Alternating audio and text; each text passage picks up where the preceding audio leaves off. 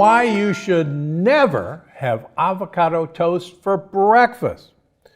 Well, as you probably know, avocado toast has become one of the trendiest meals across the globe, especially when it comes to breakfast. And if you're like most people, you're probably convinced avocado toast is a healthy option. Well, sorry to disappoint, but that's certainly not the case. In fact, one of my patients actually went on an avocado toast kick. And I can tell you with this patient, who we do monitor their levels of leaky gut, and we had pretty much cleared his leaky gut completely by following our program, but when he went on the avocado toast kick, his leaky gut returned with a vengeance. So, what in the heck is happening?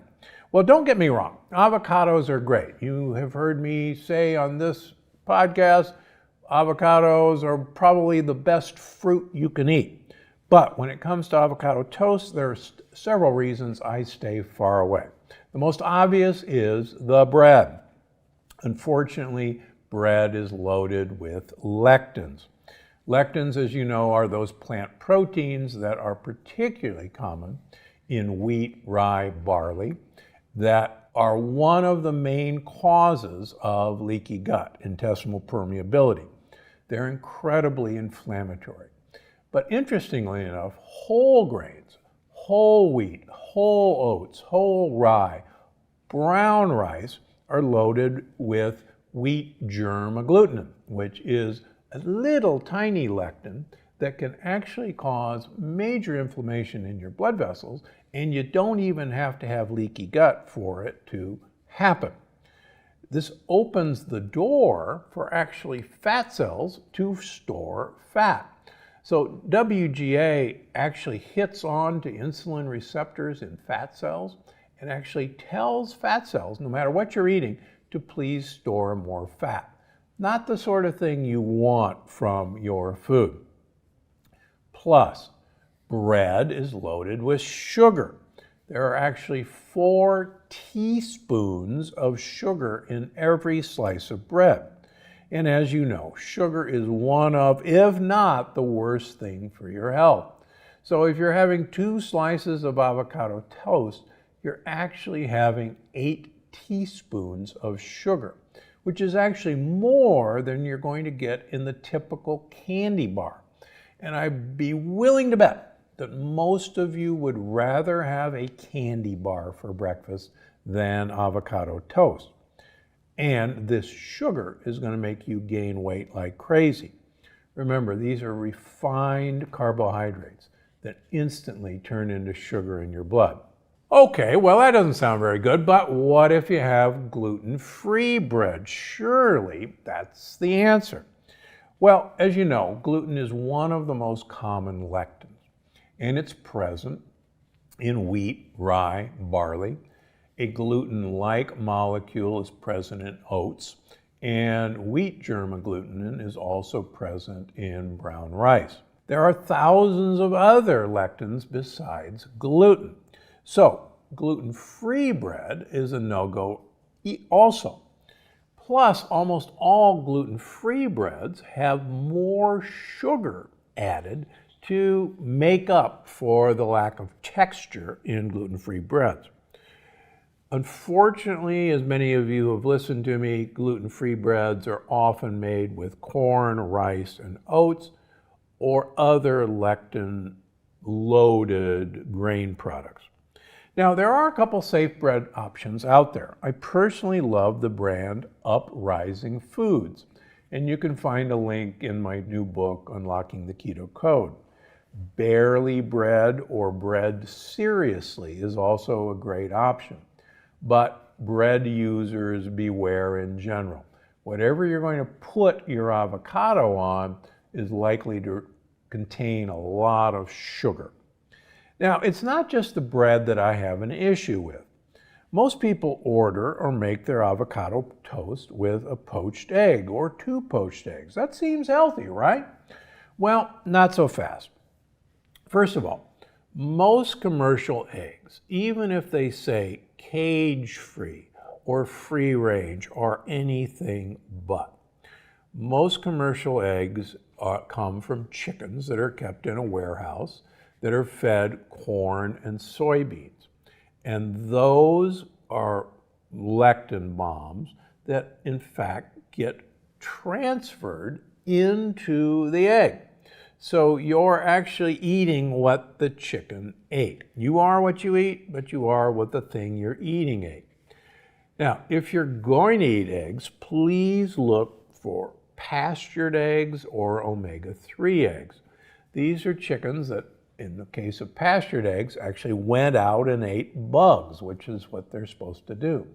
In the case of omega-3 eggs, they're usually fed flaxseed or algae or a combination of the both, so you are going to get some short-chain omega-3 fats in the eggs.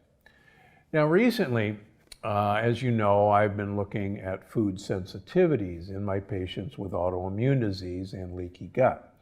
And surprisingly, I find that some of my toughest autoimmune patients are sensitive to both the proteins in egg white and the proteins in egg yolk, regardless of the source of the egg. So be careful with eggs, particularly if you think you have leaky gut, if you have irritable bowel syndrome, or if you have a diagnosed autoimmune disease. Eggs are probably not your best friend, at least initially. Now, my final issue with avocado toast, the problem is it's typically eaten for breakfast, first thing in the morning. Now, breakfast, as you know, I hope by now, is the least important meal of the day. So eating a complete meal like an avocado toast that has one beneficial ingredient, and that's the avocado, the rest of it you're still eating, which breaks your fast. And anything we can do to prolong the period of time where we're not eating, beginning with finishing dinner, and then the next meal, break fast, the farther we can push that out into the mid-morning, the late morning, or even noon, lunch, the better you're going to be for multiple reasons. First of all, more and more studies, both in humans and in animals, show that time-restricted eating, limiting the time period that we eat food to about 6 to 8 hours per day, has huge health benefits, not only on longevity, but also on health span, the number of years we actually have good health. And quite frankly, it's not all that important with how long you live, it's actually how important with how long you live well. It's one thing to be actively sailing your sailboat that my uncle, who just turned 95, active sailor, and quite a different thing from someone who's 95 and in a nursing home and doesn't remember their kids or their grandkids' name. So it's health span that's important. And one of the best ways, as you learn from Unlocking the Keto Code, to activate health span is to compress your eating window. And the easiest way for most people to do that is to skip breakfast, or at the very least, push breakfast out later and later in the morning. Now, if you've got to have breakfast, there's better things to have for breakfast that can actually continue to activate ketosis. And that is MCT-containing goat or sheep yogurts, goat or sheep cheeses, or even MCT creamers in your coffee. There's a number of MCT-based bars that are also available that are primarily medium-chain triglycerides.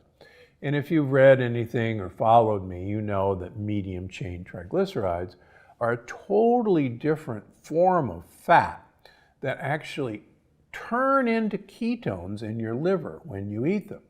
And the exciting thing about that is that you could have an MCT-based meal as breakfast, and it won't interrupt your ketosis. In other words, it will not count against you.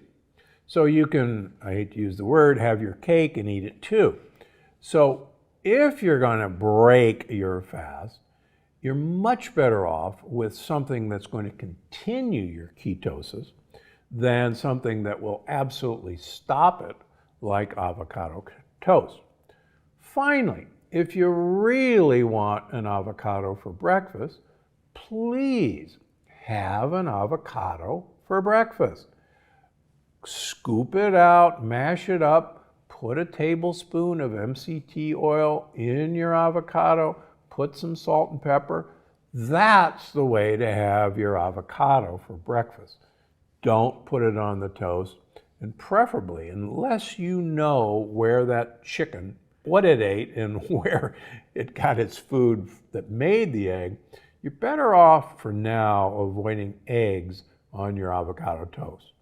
Last but not least, if you're out and you want to order avocado toast, be my guest, scrape the avocado off, eat the avocado, and you'll be fine.